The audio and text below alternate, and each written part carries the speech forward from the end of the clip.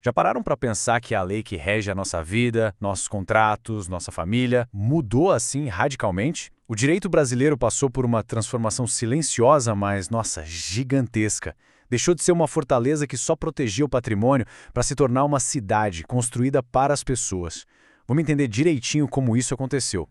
Essa metáfora do castelo e da cidade, ela é a chave para a gente entender tudo. Então, para começar, vamos dar uma olhada nos muros altos e nas regras bem rígidas desse antigo castelo.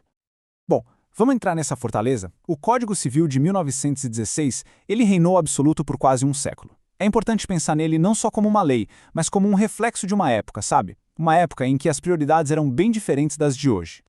E a prioridade máxima era muito clara: o patrimônio. A lei se preocupava, em primeiro lugar, em proteger o proprietário e os seus bens. A pessoa, o ser humano, vinha em segundo plano, muitas vezes valendo menos que as próprias posses. A regra de ouro era o famoso pacta sunt servanda, ou seja, o que foi combinado tem que ser cumprido e ponto. Um contrato era como uma corrente de ferro, sabe? Inflexível, absoluto. Não importava se as coisas mudassem, se o acordo se tornasse super injusto, a palavra dada era lei. Fim de papo. Então, o cenário era basicamente este. Um sistema onde o patrimônio era rei e os contratos eram correntes. E a Constituição? A Constituição era um documento distante, quase decorativo, que não se metia na vida privada. Na prática, isso significava que não existia nenhuma proteção legal para garantir o mínimo para uma pessoa sobreviver com dignidade. Mas nenhuma fortaleza dura para sempre, né?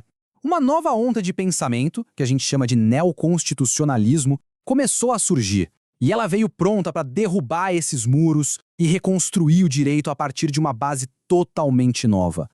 A ideia central do neoconstitucionalismo é bem simples, mas é revolucionária. A Constituição não pode ser só um pedaço de papel. Seus valores, e principalmente a dignidade humana, precisam sair da teoria e moldar a realidade. A Constituição deixa de ser um ideal e se torna uma ferramenta de mudança de verdade.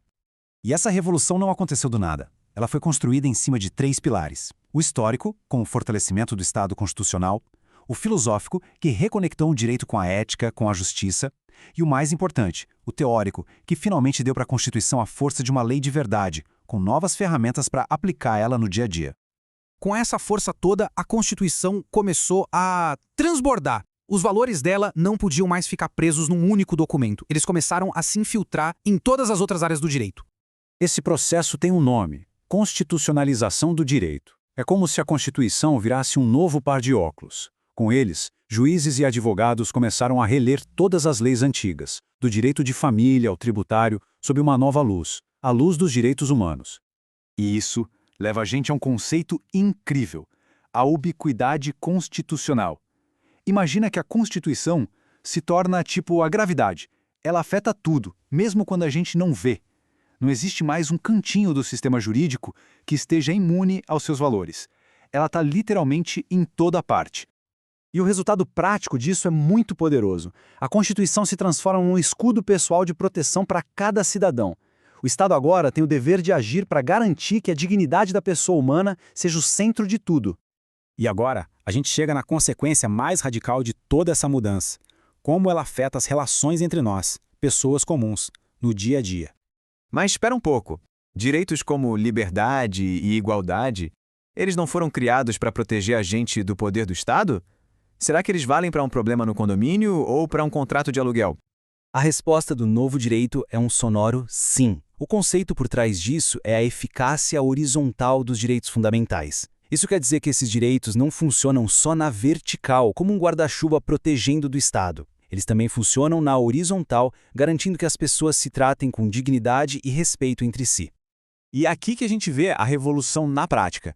O contrato deixa de ser uma corrente para virar uma balança de justiça. A propriedade privada não é mais um castelo isolado, mas parte de uma comunidade, com responsabilidades. O conceito de família se abre para abraçar diferentes formas de amor, de cuidado.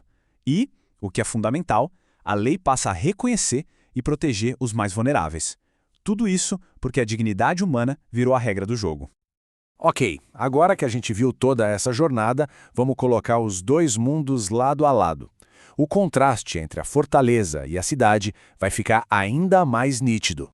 Essa tabela resume toda a nossa história. Mas a mudança mais profunda está aqui. Saímos de um sistema que só se importava com patrimônio para um que coloca a pessoa e a sua dignidade no centro de tudo. Os contratos ficaram mais justos, o foco mudou da obrigação para a relação e a Constituição, que antes era ignorada, agora está em todo lugar. É uma mudança de paradigma completa mesmo. E essa mudança do vínculo para a relação é crucial. Um vínculo era uma coisa fechada, olhava só para as duas partes do acordo. Já uma relação jurídica é aberta, é como uma teia. Ela reconhece que um acordo privado pode afetar vizinhos, a comunidade, a sociedade como um todo. E assim, a gente volta para o começo. O castelo isolado, com suas regras rígidas e foco total na propriedade, ruiu. No lugar dele, construímos uma cidade moderna, onde o plano diretor, que é a Constituição, garante que tudo e todos existam para servir ao bem-estar e à dignidade de quem vive nela. Essa transformação toda colocou a pessoa no centro da lei, o que é uma conquista monumental. Mas a evolução nunca para, certo? E isso deixa a gente com uma pergunta para o futuro. Agora que a dignidade humana foi garantida como pilar do direito, qual será a próxima grande fronteira na busca por uma sociedade mais justa?